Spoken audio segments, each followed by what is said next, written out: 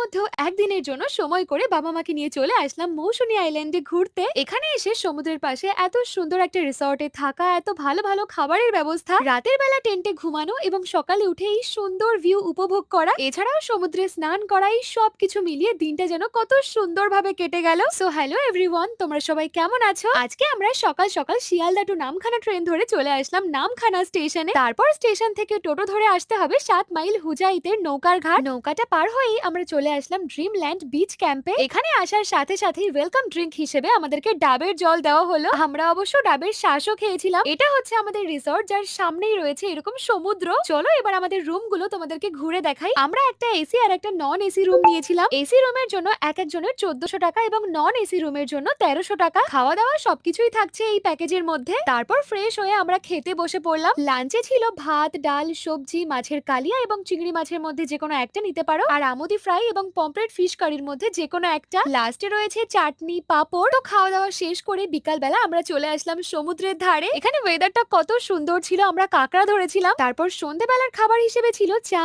পিয়াজি, মুড়ি। এখানে কিন্তু প্রচুর টেন্ট রয়েছে, তোমরা যদি টেন্টে থাকতে চাও তাহলে 999 টাকায় তোমরা পুরো প্যাকেজ পেয়ে যাবে খাওয়া দাওয়া সহ। এখন আমরা করছি চিকেন বারবিকিউ সমুদ্রের পাশে বসে, মানে আলাদাই একটা ব্যাপার। এটা কিন্তু প্যাকেজের ভেতরে না, তোমরা যদি করতে চাও তাহলে আলাদা করে তোমাদেরকে পেমেন্ট করতে হবে। আর শুধু চিকেন বারবিকিউ না, ফিশ বারবিকিউ, পনির বারবিকিউ করতে পারো। বাই দ্য ওয়ে, এই চিকেন বারবিকিউটা কিন্তু দারুণ হয়েছিল। ও হ্যাঁ, তোমাদেরকে তো বলতে ভুলেই গেছি, আজকে আমরা মৌসুনী আইল্যান্ডে আমার মা, বাবা, আমি আর আমার মামা এসেছি। তো দেখতেই পারছো চারিদিকে এত সুন্দর একটা অ্যাম্বিয়েন্স, গান চলছে, সমুদ্রের ঢেউ হচ্ছে। এগুলো এনজয় করতে করতে রাতে খাওয়ার সময় হয়ে গেল। রাতে তোমরা ভাত রুটি যা ইচ্ছা খেতে পারো, সাথে থাকছে পটেটো ফ্রাই, সবজি এবং চিকেন কারি, মাটন কারি। তবে মাটন কারি খেতে গেলে আলাদা করে পেমেন্ট করতে হবে। রাতের বেলা আমরা সমুদ্রের একদম পাশে টেন্টের ভেতরে ঘুমিয়েছিলাম। আর দেখো সকালে উঠে এত সুন্দর একটা ভিউ, মানে দেখলেই চোখটা জুড়িয়ে যায়। তো সকালে উঠে আমরা ফ্রেশ হয়ে চা খেয়ে নিলাম, তারপর চলে আসলাম সমুদ্রে স্নান করতে। একটু পরেই আমরা বাড়ি চলে যাব, তার জন্য তাড়াতাড়ি করে স্নান করে আমরা ব্রেকফাস্ট করতে বসে পড়লাম। ব্রেকফাস্টে ছিল